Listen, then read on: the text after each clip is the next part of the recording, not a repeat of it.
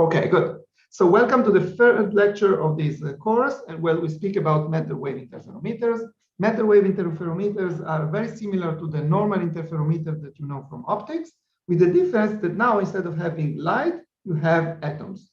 So this is how it looks like. So you have two.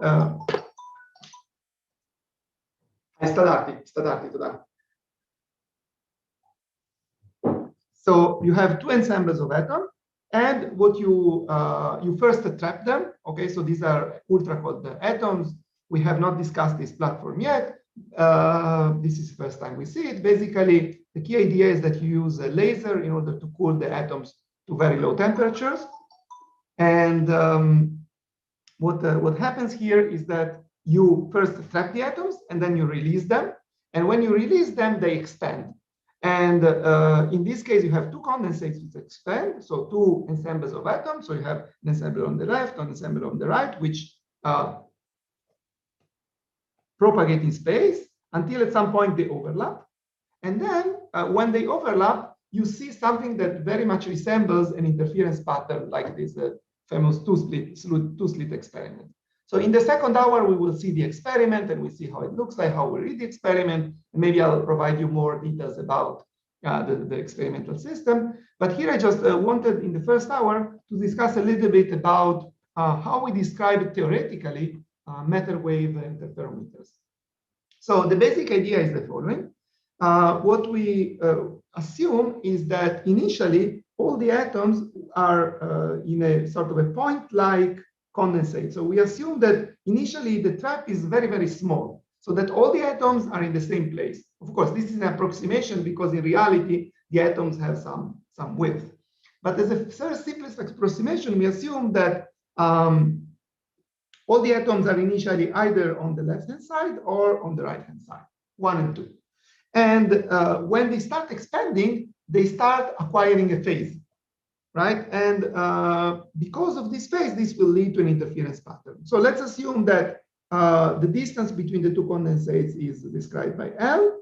And let's define x equals to 0 to be exactly in the middle of the two condensates. And what we are interested in is to compute basically the density of atoms at place x. Okay, so let's, for simplicity, we restrict only to one dimension, and we ask ourselves, if I sit at place x, what is the average density of atoms that I will measure? And as we will see, this shows an interference pattern, so it goes up and down, up and down. And I'm going to build up this theory by first considering a semi-classical approximation. Okay, so let's use the semi-classics. As you will see, the semi-classical approximation captures the main feature of this interference pattern. But it is important also to see that using the correct mathematical tools. So in the semi-classical approximation, what you say is the following: let's assume that I'm sitting at some position x. Okay, so let me again draw it again. So there is the condensate in 1, the condensate 2. And I'm sitting at some position x, okay? And as I mentioned, x is with respect to the middle of the two condensates. So what happens if I measure some particles, the particles can either come from the left or come from the right, okay? So they are, say, either red if they come from the left or blue if they come from the right. Now, this is, of course, artificial because the key idea here is that the two condensates are formed by identical particles. And hence, what we will see is an interference between particles coming from the left and particles coming from the right. So there is an interference between blue and red. And the intensity of interference will depend on the phase difference. So the phase difference of the red and on the blue, this depends on two parameters. First of all, the first question is, what was the phase of the particles at position 1? And what was the phase of the position of the particles at position 2? So there is going to be, say, a θ2 in blue and a θ1 in red. So first of all, it depends what was the original phase of the two particles, like in the two-slit experiments, right? It depends what was the phase at the two slits. So in this case, what was the phase of the atoms I'm going to define what I mean by phase in a moment, but for the moment, let's just assume that we know what we mean by phase. So there is a phase θ1 and phase θ2 of the two condensates. And in addition, there is a phase difference that is acquired while the particles move. So when the particles move from the condensate on the left to my position or from the condensate on the right, they acquire phase. And which phase they acquire? Well, the phase that they acquire, because these are just free particles, okay? I recall that originally the particles are in a trap, but then the trap are released. So the propagation is just a free propagation of particles. And the free propagation of particles is just going to acquire a phase, like just the usual phase of a wave, just kx. So what I'm going to say is that the difference between the particles at position x is going to be proportional to what? To, first of all, θ1 minus θ2. So there is, first of all, the phase difference from the place that where they start from, plus some additional phase difference that they acquire. So there will be basically k1 times L over 2 minus x. Okay, so L over 2 minus x is the distance between x and the position 1, and minus k2 times L over 2 plus x. And this is the distance between, well, actually it's the other way around. So it's going to be L over 2 plus x and L over 2 minus x. Okay, good. Now, here comes, so this is just a wave propagation. And here now comes the semi-classical approximation. So the semi-classical approximation has the following. It turns out that this pattern also depends on the time. It may depend on the time, on when you are looking at this interference, starting from the time of the release.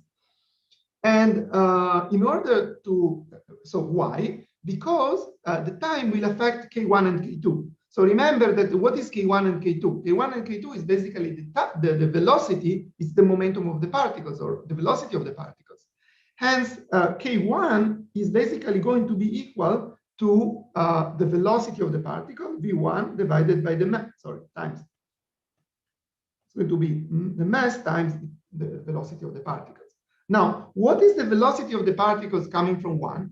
Well, we can compute that, again, semi-classically by saying, I know that from time 0, which is the time of the release, to time t, the particles have run, have moved by L over 2 plus x. So what this means is that the V1, the velocity, is just going to be L over 2 plus x divided by the time. Right? This is just the velocity of the particles that have escaped the trap and reached my place. Now, depending on how much time I waited, this will affect the velocity that is needed in order to reach to that point.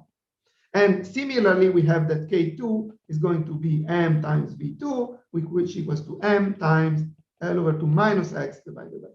Okay, very nice. So we can now introduce these expressions into our expression for delta t. So we have delta t of x and t. It's a phase difference which depends on x and t. And this looks like θ1 minus θ2 plus k1. So k1 is m over t. So we can take out m over t. And we have just L over 2 plus x squared minus L over 2 minus x squared. Right? I just collected the common factors. And so what we have here is θ1 minus θ2 plus m over t times, what you see here is that the square term cancel and you're left only with the cross terms. So the cross terms is basically just m over t Lx. Okay, so this is the phase difference. So it means that if you take a snapshot at a given time, what you will see is something like this. So this, let's plot this phase now. Well, the intensity of the number of particles is going to be proportional to the cosine of the phase difference, like in the usual interference experiment. And so if I plot x and this n, what I will see is some interference. And the position of the interference, so the position of the interference depends on θ1 minus θ2, right? This is the phase of this cosine, while the range, this other factor, the factor ml over t, will set basically the periodicity. Okay, so the periodicity is going to be defined by ml over t. If you're worried about dimensions, you need to recall that there are h bars here that fix for you the dimension. You can check. I mean, I can leave it as homework to see that indeed this ml over t has dimension of space. So this is the width of the pattern. That means that the longer you wait, the more the pattern is narrower. So so that the interference fringes are closer together. Yes, that's what you have. But usually in a typical experiment, what you do, you take a snapshot at a given t. So t is fixed, and hence what you see is a beautiful interference fringes. If you repeat the experiment different times, you will see that the interference fringes become more and more thin, until at some point you won't see them. Okay. Notice that there is an assumption here. The assumption is that all the particles started from the same place. So this requires that basically the initial size of the condensate is much smaller than the distance between the two condensates. So there is here, an optimization problem of selecting a condensate that are small enough or far enough. Then if they are too far apart, then the interference fringes will also be larger. It may be harder to see them. You may need to wait longer times, etc. So that's what you have. Okay, good. So this was the semi-classical approach. Now let me move to quantum mechanics, and let's start with easy quantum mechanics, which is just first quantization. So in other words, I would like to start from one quantum particle. Manuel, could you please slow down a little bit? Yes.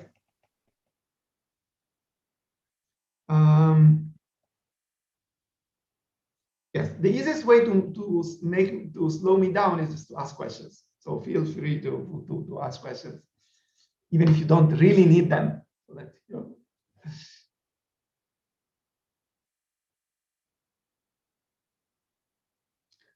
Okay, so now I want to move on from the semi-classical to the quantum case. And for simplicity, I would like to start with just one particle. And essentially, I would like to assume that this quantum particle is prepared in a superposition of the two condensates. So as you see, this is not really what's going on. What we really have are two condensates. So we have many, many particles on the left, many, many particles on the right. But for simplicity, let's assume that we have one particle which was prepared in a superposition of two sides. It's sort of a minimal model of the problem. What will happen in this case? So just to make analyze a concrete problem, let's assume that the two traps are harmonic traps. So there is one harmonic trap on the left and one harmonic trap on the right. And the particle is prepared in a superposition of the ground state on the left and the ground state on the right. Okay, so you all know how to diagonalize an harmonic oscillator, so you know how to write down the ground state, right? So the ground state is going to be something. So this is just a single particle wave function. So it's going to be psi of x equals to e to the minus x squared over 2. It's just a Gaussian. This is just the ground state of an harmonic potential. What you may not know, and if you don't know, then you will learn it in the homework. If you know it, then it will be easier for you to solve the homework. In the homework, what I'm going to ask you is to solve the problem of the time evolution. So as long as there is the harmonic confinement, the particle is in the ground state of the harmonic confinement, so it doesn't move. Right? It's just an eigenstate. There is no dynamics. But what happens when you release the trap is that the Hamiltonian is changed. So you're not more in an eigenstate of the original problem. Right? The original problem was harmonic potential, and now you have a free space particle. So what you're going to do in the homework is to compute the time evolution of a particle that was initially prepared in in a Gaussian potential, and it is now released. So let me give you, instead of giving you the full, okay. So for later reference, I would like actually to call this wave function phi instead of psi. In a moment, you will be clear why. So in the homework, you will compute what is phi of x and t. So assuming that this was the initial condition, so at t equals to 0, I have a Gaussian. The evolution is free particles evolution, so it's pretty simple. Let me give you the result. So the result is this one. It's e to the minus x squared divided by basically x x0 squared plus I over 2m times t. Okay, so this is the wave function at time t. It's just like, eventually it's just a Gaussian integral. And in particular, we are interested in the long time limit. So we assume that these particles have extended quite a lot. And hence we can approximate these as e to the minus, e to the plus I x squared over 2m t over x squared over t over 2m. So it's 2m x squared over t. Okay, so this is just at long times, this term is dominant over the other one. That's sort of an approximation. What is the sign before the last term? Which sign? Between the exponent, yes, the one that you just deleted. This is plus I. Okay.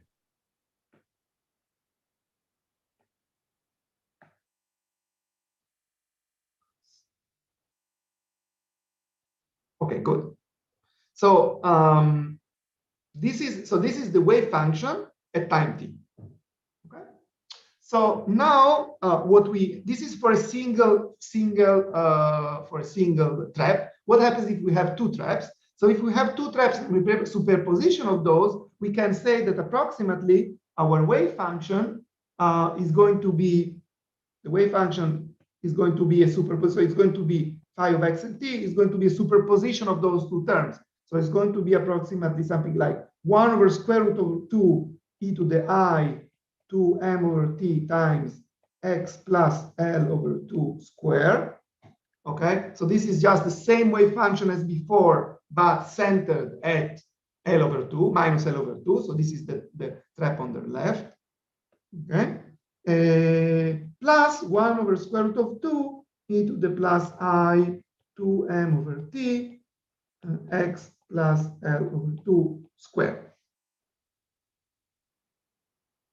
Okay, so now we are in a superposition of the two wells, and in addition, sorry, this is x minus L over 2. So one is the well on the left and one is the well on the right. And in addition, like always, when you prepare a superposition, you can prepare a superposition with some phase, right? You can take some phase times state 1 and some phase times state b.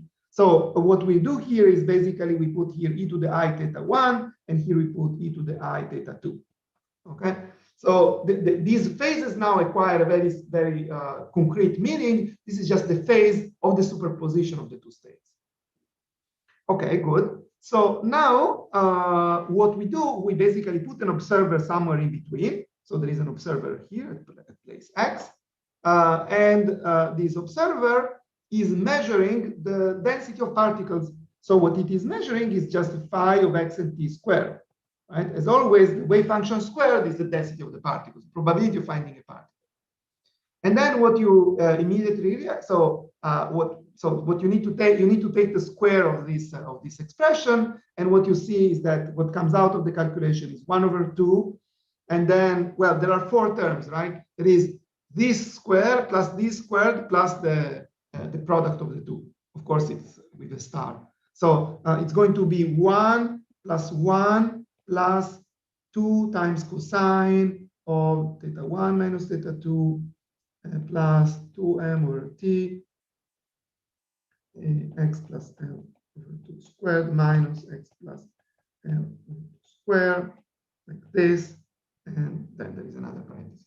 So essentially, this is exactly the expression that we had here, right? Actually, with a 1 plus, this is exactly actually 1 plus the expression that we had in the case of of just this semi-classical approach. And of course, the density must be a positive quantity. So that's why you don't, well, actually what I wrote here is nonsense. I mean, it's not, the density cannot be proportional to m. It's going to be to the cosine. It's going to be proportional to 1 plus the cosine of delta theta plus 2m over Lx, like we have seen. Okay, so this is really n. So what we have seen is that if you assume that the particles were prepared in a superposition of the two wells, then there is a well-defined interference pattern. Okay, this is I think very I would say almost trivial in the sense this is right just optics.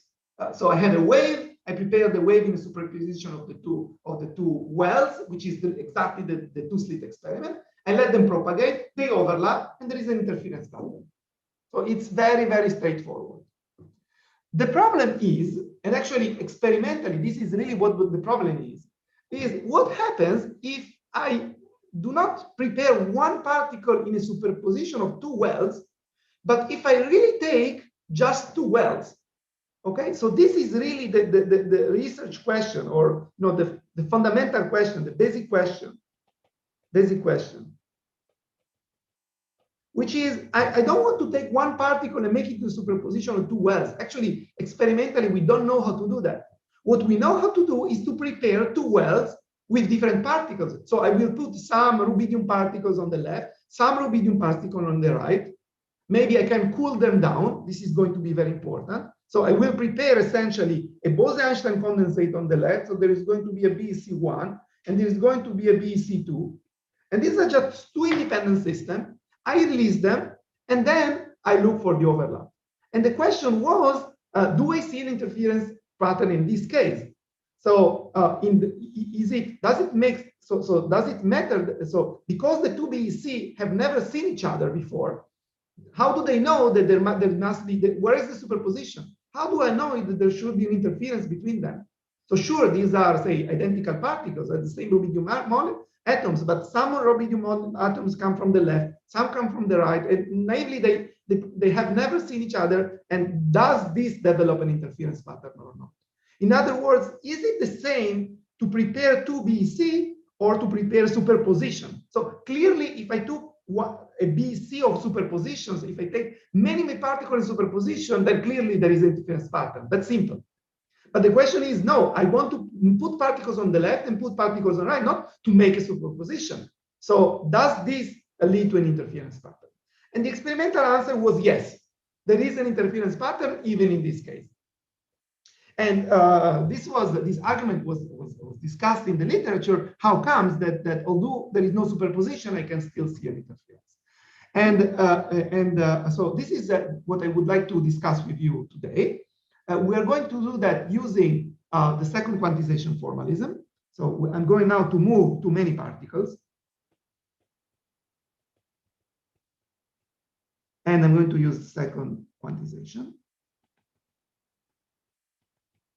So I hope you're all familiar with second quantization. It's actually a requirement of this course. I will briefly, very briefly mention what we need for doing the calculation. Okay, so let's do it. So in the second quantization formalism, what we have operators. So these are creation and annihilation operators, which we call psi. This is actually psi of x, say, and the psi of y. So this creates a particle at position x. This annihilates a particle at position x. This annihilates a particle at position y. If you put a dagger, this now is the creation operator, and this leads to a delta x minus y. So actually, this is a second quantization of a field. What does it mean? It means that my creation and annihilation operators are now fields. Field just means that it depends on the position. Okay, so instead of having discrete, so usually second quantization is described in a discrete manner. So you have many sites, and you can create particles, many particles on different sites. We'll see this later, probably next week or in a few weeks. But here, this is more complicated in the sense that you have a continuous of creation and annihilation operators. At any position, you have a different creation and annihilation operator. And they all commute with each other, except when the two operators are at the same place, then this leads to a delta function. Now, what is the physical observable? psi is not a physical observable. You can't compute it. You can't measure it. And this is just because it's not an Hermitian operator. Right? Only Hermitian operators can be observables. So an Hermitian operator is n of x, which is psi dagger of x, psi of x. So this is really the density of particles at position x. Okay, good. So before going into the interference experiment, I would like to describe a BEC using a second quantization formalism. So let's actually start with a single BEC. Okay, then I put two BEC like before. I'll start with a single BEC. So we start single BEC. A single BEC, what is the wave function of a single BEC? The many body wave function. What is the many body wave function of a BEC? You can try and answer.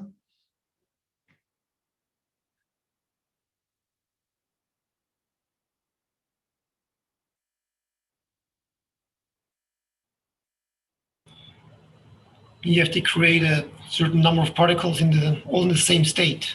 Exactly.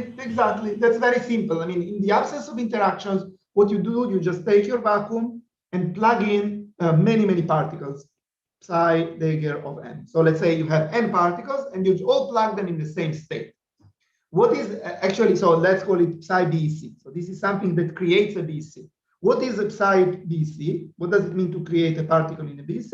It means to place it in some wave function. So dx, phi of x, psi of x, usual dagger. Okay, so note that this is an operator. So this is an operator that creates a particle at position x. This is the wave function in the first quantization. Okay, so this is the idea of a second quantization, that you start with a wave function of first quantization, and then you create an operator that sort of creates particles with that particular state. So this is an operator that creates a particle in the state phi. And the state phi was the ground state that we have seen before. Okay, so this is the state, the single particle. This is the single particle state of the BEC. And if I want to create many particles, I apply the same operator many times. Okay, good. So in principle, what we need to do is now to prepare two BEC and to compute the interference. So let me tell you what is our goal. So our goal is the following. We have a state like this, which is now two BECs. So it's going to be something like psi BEC 1 to the power n over 2. So we put n over 2 particles in BEC 1, and psi BEC 2 dagger n over 2. So we plug in n over 2 particles in BEC 2.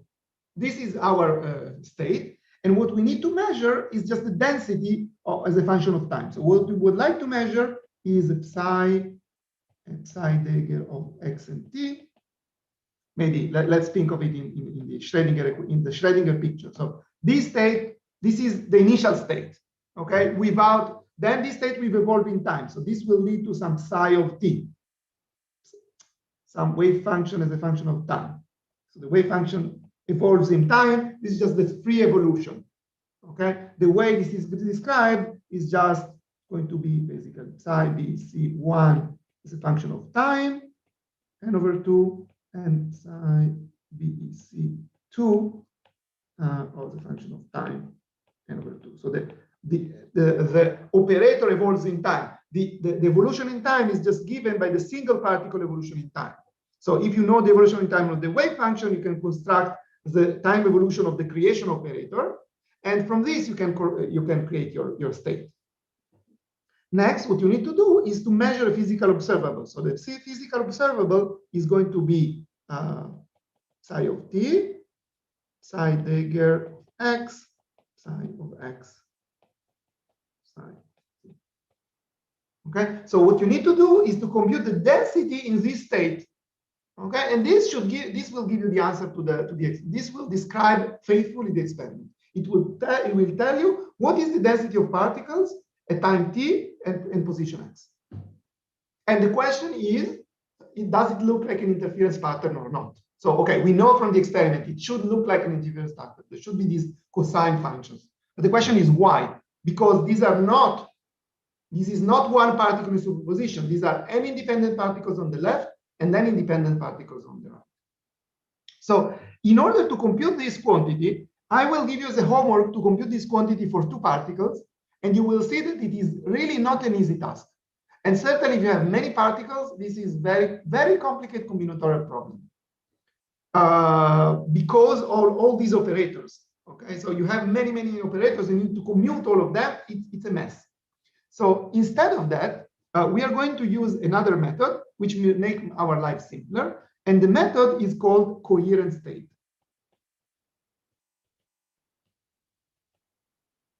Coherent state method, okay? Did you understand what is the goal of this exercise?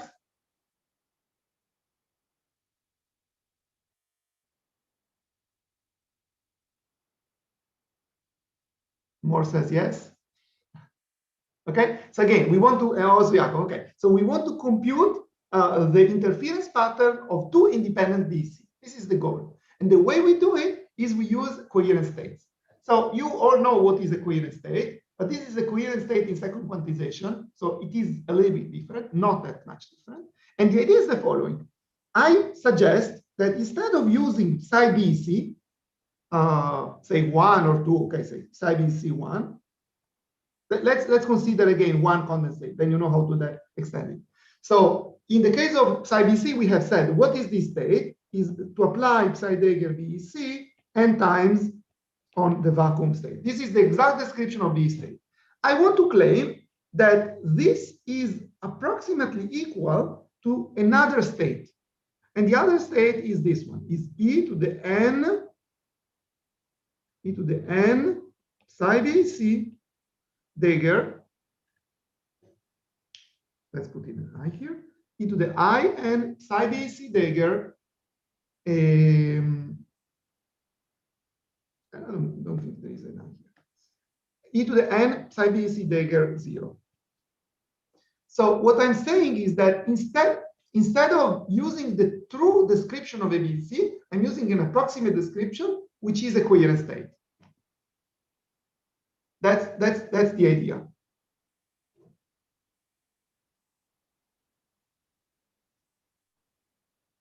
Okay. Times, okay, here there is a normalization. There is a normalization condition that you need to satisfy. Now, let me stress one important ingredient. In the state on the left, this state here, it has exactly n particles. In contrast, the state on the right, it does not have a well-defined number of particles. How do I know that? You can take your exponent and expand it in a Taylor series. When expanding a Taylor series, you see that you have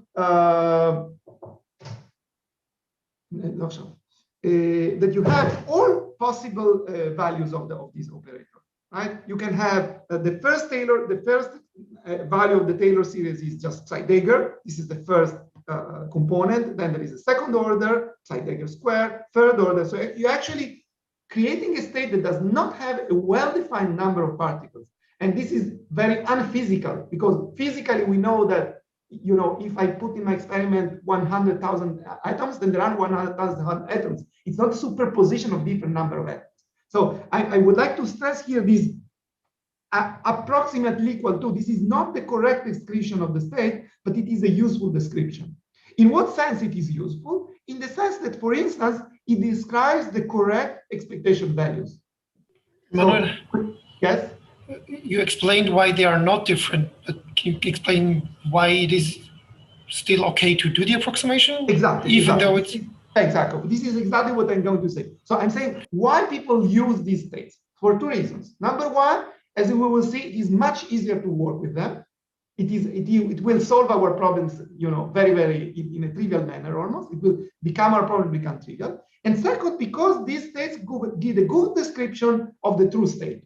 For instance, you can ask yourself, what is the expectation value of, so let's take this is the coherent state, okay, coherent state. So I would like to ask, what is, say, the expectation value, for instance, of n of x? Okay, the density of the number of particles.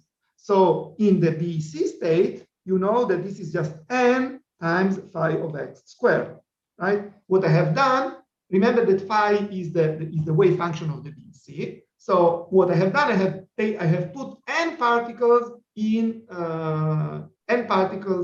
the state in this state. So what I will observe is n times the density of each single particle. This is, I mean, you can compute it, but it is always also very reasonable.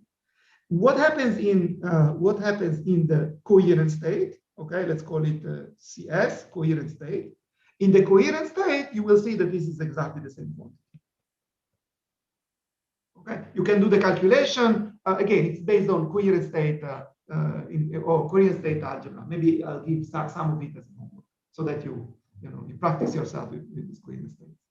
But anyway, so this is a state whose expectation value is exactly the same as the true expectation value. Okay? So this is already something. This is already something good. But this is not enough. So what you also need to check is not only that the expectation value is the same, but also that the fluctuations are approximately similar. So for instance, let's take some area A. Okay, let's call it alpha. So some region alpha. And let's compute what is an alpha square BEC. Okay, what is the expectation value of what is the expectation value of an alpha square? Now, if so, let's define an alpha. So an alpha is going to be the integral dx of phi of x squared. Okay, so this is just the number of this is the probability of having one particle. Maybe let's call it small n alpha. This is the probability of finding one particle in that given region. What you will see is that what is the number of, so the number of particles you have in that region is going to be large n times n alpha. And if you actually, let me do it a little bit simpler. Let's consider the total region, so that this is just one. You can also do it on a partial region, but let's just consider the whole space. So if I take the whole space, then I know that there are n particles in a BC. So the expectation value of n squared is going to be just n squared. Okay, basically the expectation value of n squared. It's pretty simple. Okay, basically it means that there are no fluctuations, right? The variance of the number of particles is zero, because I know for sure there are n particles. In contrast, so this n operator, okay, n operator is just the number of particles in the whole space. What happens in the coherent state? As I told you, in the coherent state, there are the number of particles in it is not well defined, and indeed the variance is different. The fluctuations are different. So what one can show in this case is that, again, using coherent state mathematics, what you obtain is that this is equals to n times n plus 1. Okay, so let me rephrase this. So what I'm saying is that the fluctuations of the number of particles in the BEC state is zero, because I put n particles. There are no fluctuations. There are exactly n particles. In contrast, the fluctuations in the number of particles goes as square root of n. Okay, why square root of n? Because this is just n squared plus n. So when you compute the variance, you subtract the expectation value square. So you subtract this n squared, you're left with n. So the fluctuations will go as square root of n. Okay, so that means that the fluctuations in the number of particles in the coherent state divided by the average number of particles will go to zero. In other words, this coherent state approximation gives me the correct expectation value. It does not give me the correct fluctuations, but when I take more and more particles, the relative fluctuations become smaller and smaller. So if I have many particles, then the coherent state description becomes a good description. This approximation, again, this approximation here becomes more and more exact the more and more particles you have. I mean, the fluctuations are bigger, but the relative fluctuations become smaller. So I'm doing a mistake. I'm doing an approximation, but it is a good approximation in the limit of a large number of particles. Okay, good. Is this clear? Good. Okay, so now this was for a single BC. So now let's consider two BC, and here we will see something which is quite remarkable, and I think really related to the fundamental of quantum mechanics. You know, the key question of how we go from quantum to classical. So I think this is a beautiful example in which you see something quite remarkable happening. So what is the state of 2BC? Let me remind you. The state of 2BC was psi BC Dagger 1 to the power n, psi BC 2 Dagger to the power n. Sorry, n over 2 and n over 2. So I put n over 2 particles on the left, n over 2 particles on the right. And then we said, okay, but these are two different BC. It's not a superposition. Is there interference or there is no interference? Okay, so this is the exact state. What happens with the coherent state representation? The psi coherent state is what? What I need to do in order to get the coherent state representation?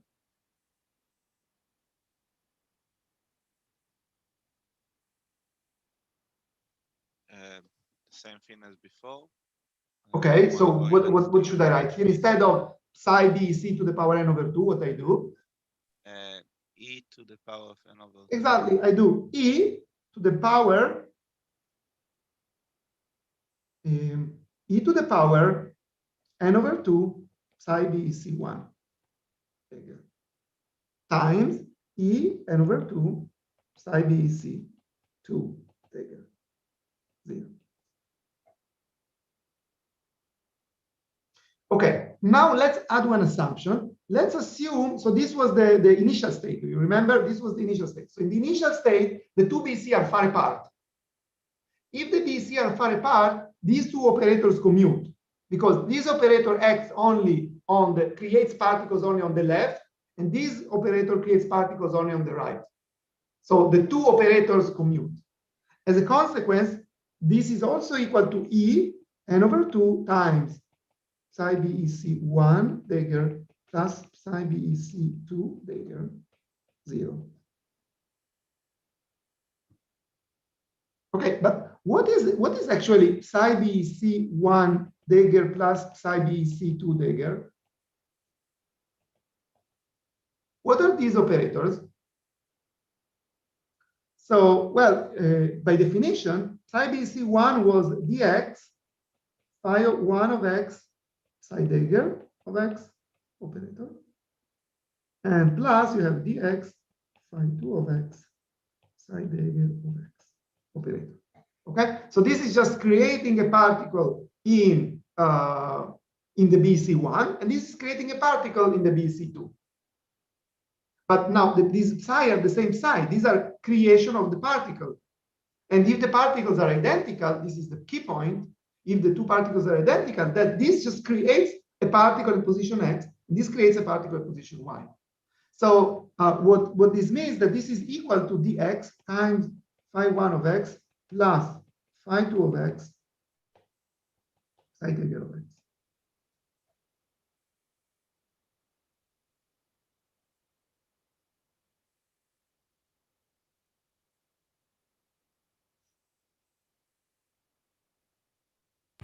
And so this is the same as the single particle superposition, right?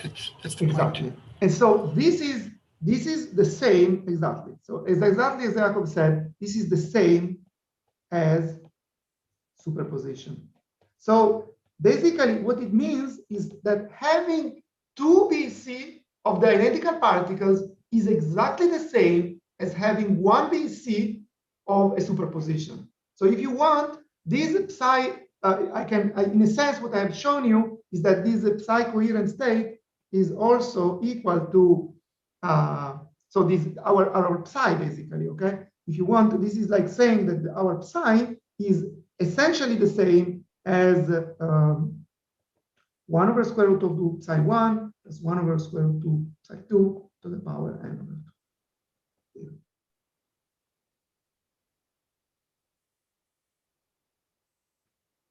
Okay, I noticed that there is a typo here in this coherent state thing. The coherent state is defined here with a square root of n. So in order to make it, this is the correct definition. Again, this is coherent state mathematics. This is square root of n over 2, square root of n over 2. And yes, exactly. So here you have square root of n over 2, square root of n over 2. This is where the square root of 2 comes from.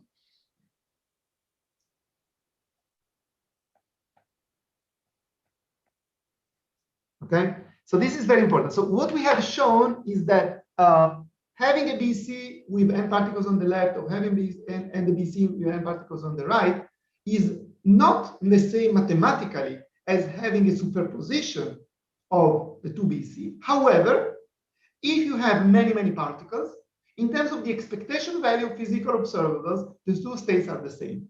Again, I've done an approximation twice. So this is not the same state, but for all physical purposes, the two states are the same. Okay? And this is, in my opinion, this is very interesting because it means that, this is in a sense like if you think of the left and right as the alive and dead cat of Schrödinger, then in a sense it means that having a statistical mixture of alive and dead, right, which you can think of putting half of the particles on the left and half of the particle on the right, classically, it is exactly the same as having the superposition of alive and dead. Again, it's not exactly the same, but the difference between the two states goes as 1 over square root of 2, or square root of n. So the more particles that I have, the more it is impossible to know whether I had two independent BC or just a superposition of the two BC. Okay, so this is the key. Observation that I wanted to tell you. Yes. So if there are no more questions, I have one small, tiny question. In the final expression, where we say that psi is equal to a superposition of two BCs, shouldn't the power be only n? Rather than? N over 2. At the last line. Yes. Yes. Here you say, okay, yes, very good. Yes, exactly. This is n. Yes. Yes, exactly. So what I have done essentially, I have taken the square root of 2, I put it inside of this state. And then I am saying I have n particles that are 1 over square root of 2, 1 over square root of 2. This is the idea. Yes, exactly. Right. So it was important to sort of, to correct these typos so that we see that these factors are correct.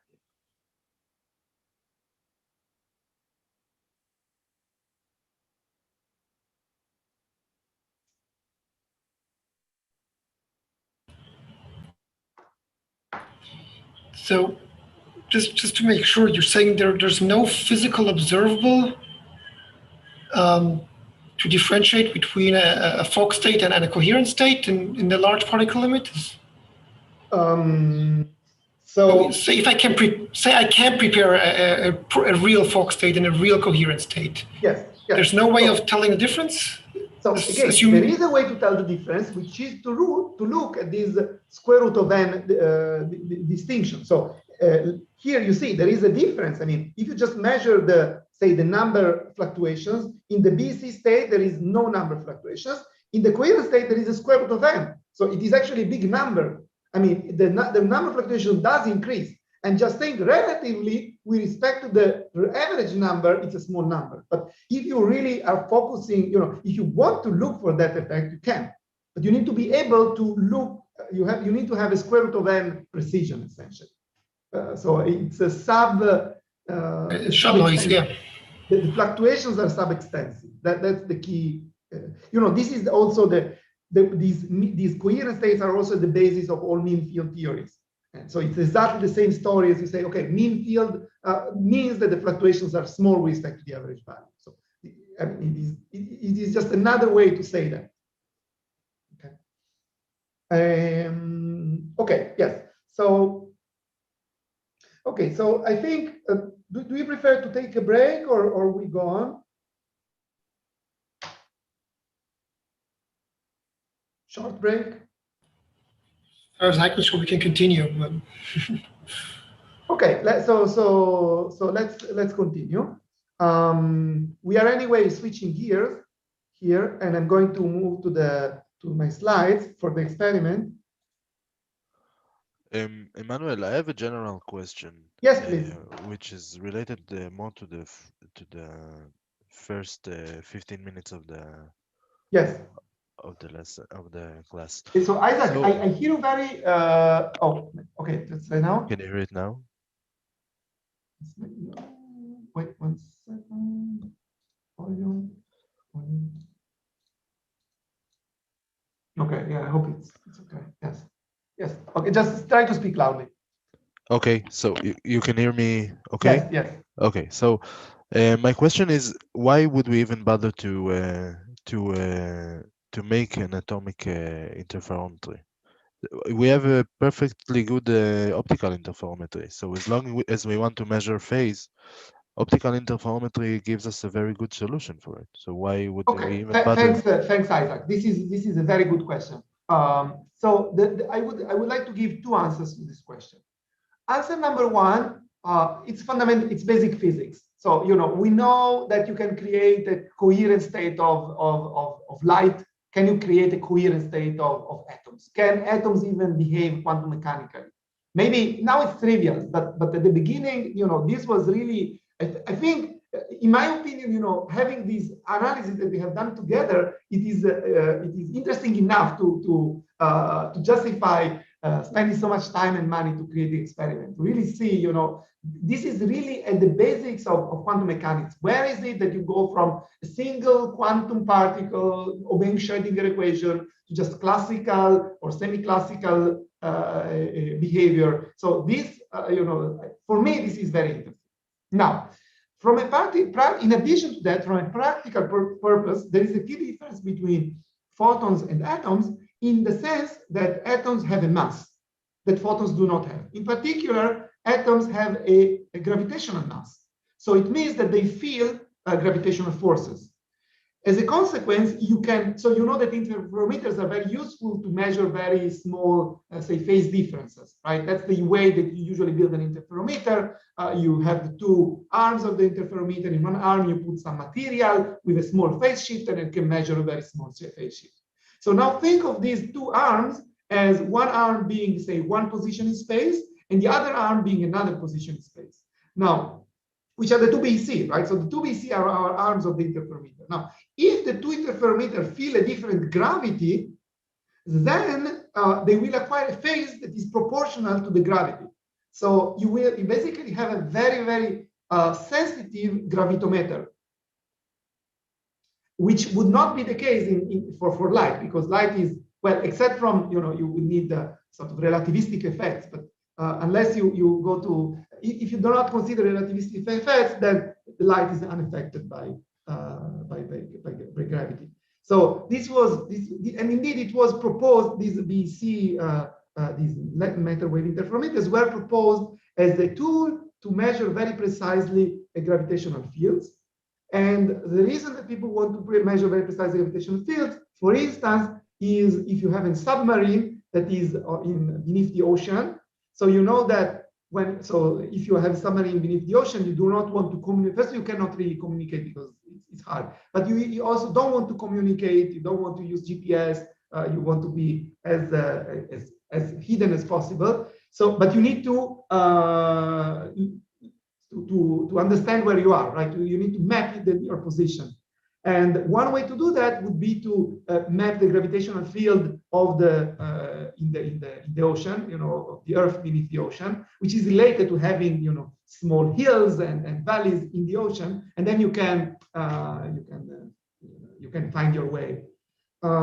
So this was indeed proposed as a tool, and it was funded by the UK Army.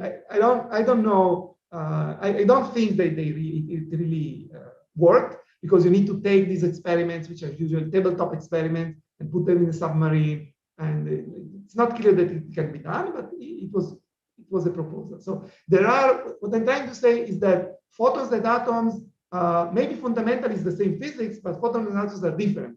And hence you can maybe able to probe, for instance, say Casimir forces also, it was proposed to. So there are forces that act on atoms, but do not act on photons.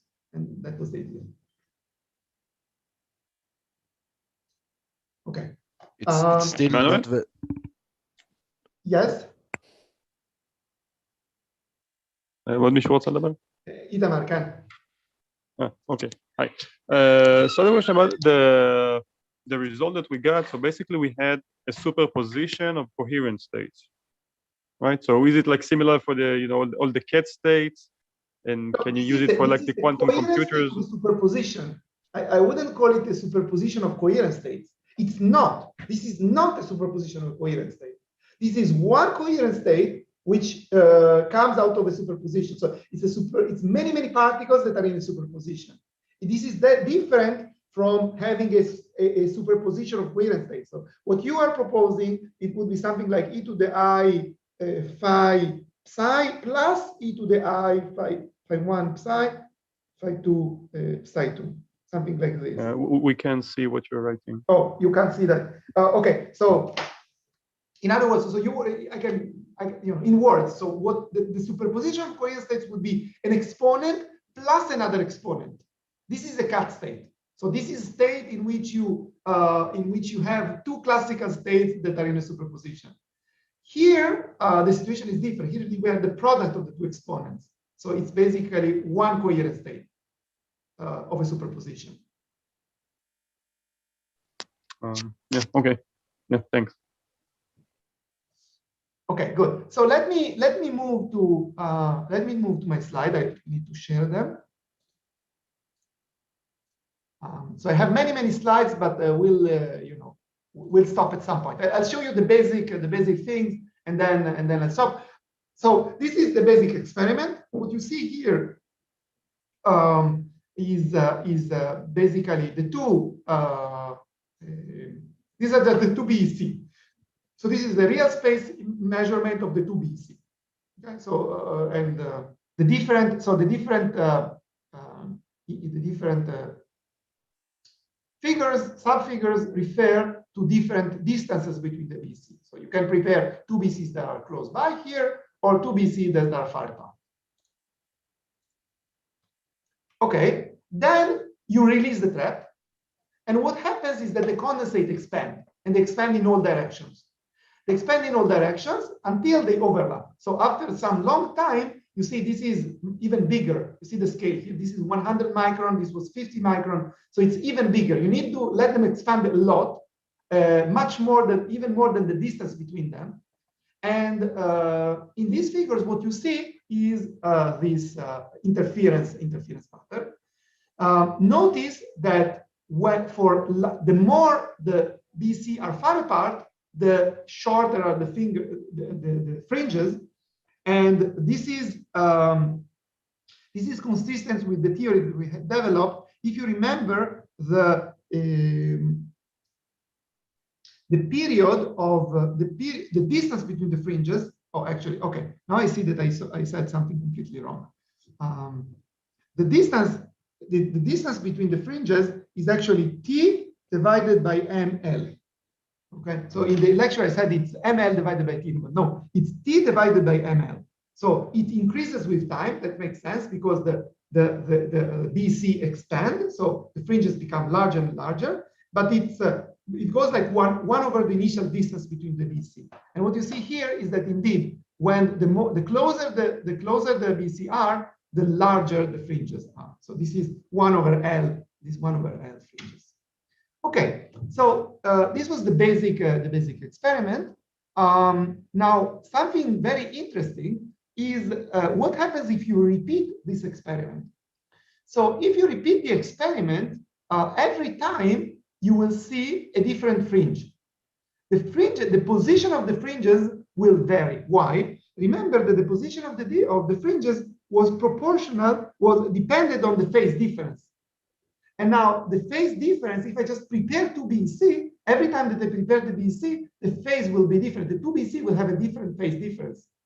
So as a consequence, if I average over many realizations, the interference fringes goes away. This is for a one single realization. So in one single realization, you measure all your particles. You have many particles. You need to have many particles, and then you measure the entire interference effect. But if you repeat the experiment, you will measure a different phase. Okay, so if you want, this is like measuring the phase difference between the BC. But of course, when you measure it, you destroy the BC. You need to destroy the BC in order to measure the phase difference. Okay, so I wanted to move to a different set of experiments, which was performed in the group of York, Schmidt-Meyer. And in this set of experiments, what they did, they instead of having a BC, like a bulk BC, they had a one-dimensional BC. This is what you can see here. Okay, you see these are called Seeger-shaped BC, in which so they are very extended in one dimension. And in a moment I will explain you why this is important. So what you see here on the left is the preparation of the BC. So you see that there is one well, which is split in two parts. So initially you have one BC, you split it in two parts. Then usually what you do, and then you measure the interference. So if you measure the interference right away, or immediately, then you can, okay, sorry. In this experiment, you see they split it and then they cool it. So when they cool it, they create two independent BC, one BC on the left and one BC on the right, which have a different phase. Now, in addition to that, these are the pictures that come out. Now, these are different measurements of the same experiment. What you see is, first of all, that these fringes move. So the fringes in the different pictures are different one from the other. Okay, they move vertically, up and down. In addition to that, you also see that when you move along the BC, so the z-axis is the direction of the BC. When you see that along the BC, the position, these are not straight lines, these are sort of weakly lines. Weakly lines means that the phase difference in the direction of the BC changes. Okay, so in other words, the phase of the BC is not constant. You can think of this one-dimensional BC as having a different phase at every different point. And as a consequence, when you do the interference, you obtain that at different positions, you get interferences at different stages, at different heights. So the height of this graph is basically the phase, and the x-axis is the x-axis of the BC. So at different position of the BC, you have different phases. Why is this expected? This is a question for you. Why do we expect to have different phases at different position of the BC? Is the BC actually, is it just an elongated BC, or is it actually quasi 1D where there are no transverse excitations? It actually doesn't really matter. Asking because the phase transition, right? Let's assume that it's quasi 1D. Okay, so really there is no let's assume that in transverse direction there's only one mode. So then there is no phase transition, right? What do you mean? That's Mermin-Wagner or something like that, right? There's no real phase transition in 1D. Very good. So what Yaakov is pointing out is that in one dimension, this is related to the first homework that you did. In one dimension, you cannot break a continuous symmetry. Okay, remember we have spoken about this XY model, and this is also a realization of the XY model. This phase, you can really think of it as a phase of the XY model. And in 1D, even at zero temperature, you cannot break this symmetry. What does it mean? It really means that the phase at different positions must change. You cannot have phase coherence along the whole BC. The phase must vary around the BC. And this is a beautiful experiment in which you see this effect. And you can check what happens when you cool down, and you will see that even if you cool down a lot, still there are these wiggles that come along. Okay. So Okay, so how can you analyze this data a little bit more? So what you can do, you can take the pictures. This is the same. This is actually the same picture every time. So this is one. You take one shot, and then for one shot, what you do, you cut a slice, okay, like is shown here, and you measure the interference pattern on that slice. Okay, so this is a small slice. You see, this is the interference pattern. A bigger slice, bigger slice, bigger slice. Okay, and then you define this operator A, this quantity A, and this quantity A is essentially sort of an integral of the coherence over the whole condensate. So so you integrate on the entire slice, or how do you get this? What you actually do, so these are two different calculations. This is one calculation, and this is another calculation. So this is just taking an average over one slice. Here, what you do, you compute the correlation between the different points. So you see there is an integral here between Z1 and Z2. So what you do, you run on the slice, and you multiply each position. It's like a convolution, an autoconvolution of this picture. This is actually what you do. So you correlate each point with all the other points in the slice. That's what is done here, and this is shown here. This AQ as a function of the system size. So of course, if you have just this very tiny system, then the slice is small, and then this autocorrelation is very small, just because all the numbers are small. And the more the slice increases, the more you see that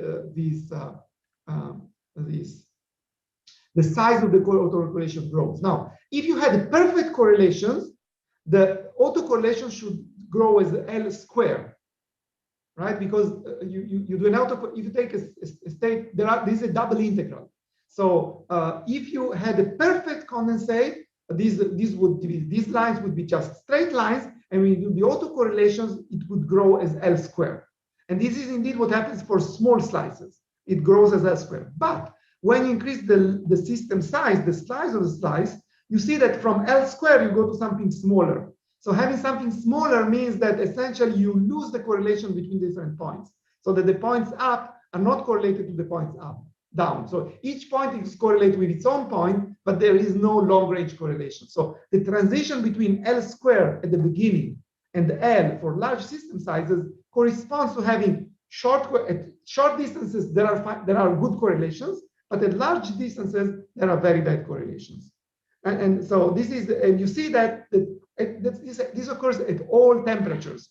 Okay, so of course, if you're at low temperatures, there is more correlation. So the blue line is larger than the black line, but still it goes also, even the blue line goes from quadratic to linear. Of course, it is at the beginning quadratic, but then it moves to linear. The black basically moves immediately to linear.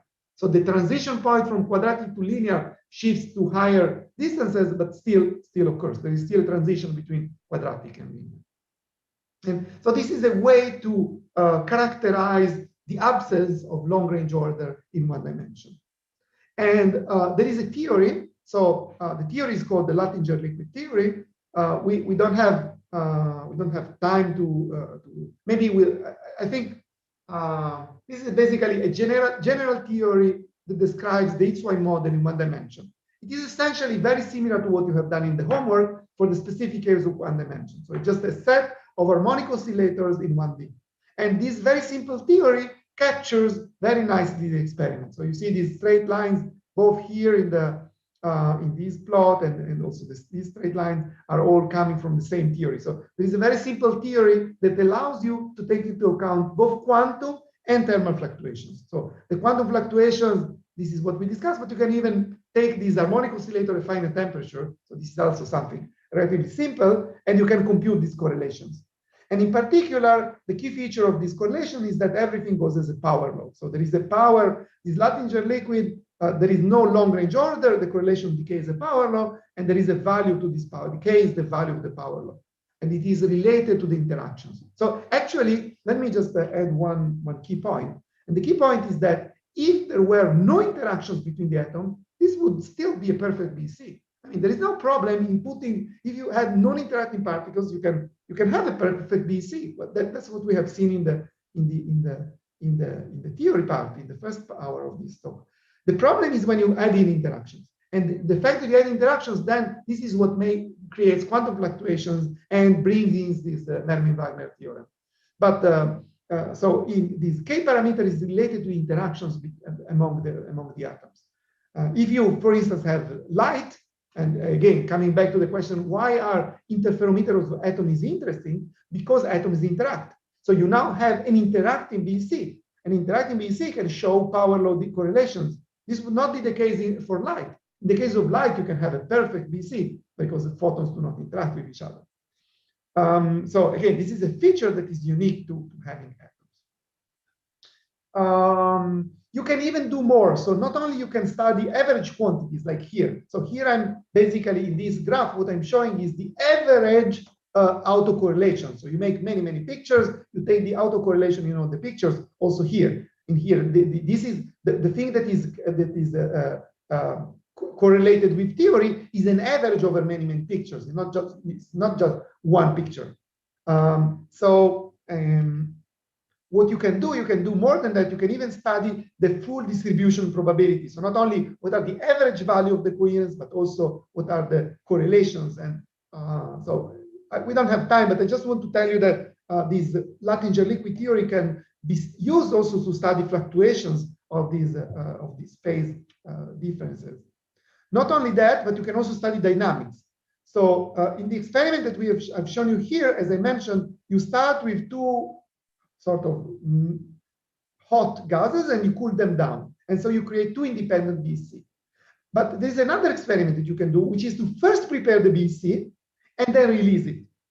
If you first prepare the BC at the beginning, the phase difference is fixed.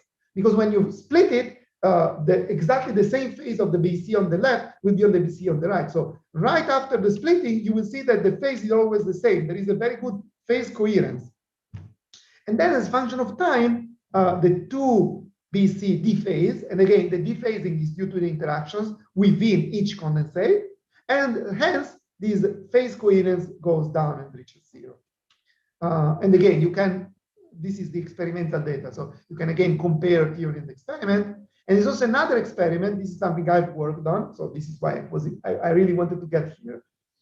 This is the opposite experiment. So you take two BC, two Bose-Einstein condensate, which are cooled independently. So they have a different phase.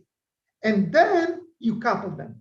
And when you couple them, atoms are going from one condensate to the other, and they establish phase coherence. So there is a sort of a rephasing dynamics, in which the two condensates that initially had no phase coherence acquire a phase as a function of time. And so this is the theory, and it has to some extent been verified by experiments, although there are also very interesting discrepancies between the theories and experiment. And again, we don't really have time, but that's okay. So that's what I wanted to say for today. We have maybe time just for a couple of few questions more, and then.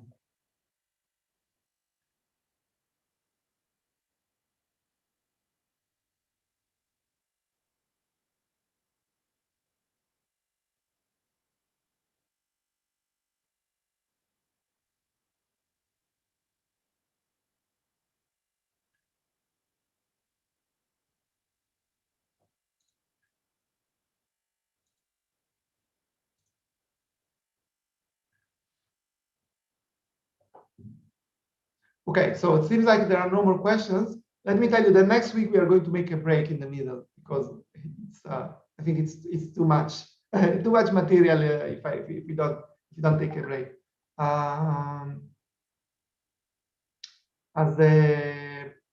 Okay, so see you next week. I hope you enjoyed this type of experiments. I'll send you the new homework. I think maybe the first homeworks were a little bit hard. I'll try to make the new ones a little bit simpler. So basically, these are just going to extend what we have seen in class, and you will need to basically make some of the calculations that we have seen in class. This is for me mostly an excuse for you to ask you and to force you to go back to the lecture and see that you understood all the material. We will start at some point soon with students' lectures, but maybe there is still time for that. So stay tuned. And okay, thank you for listening. Thanks. Thank you. Thank you. Thank you. Bye-bye. Bye.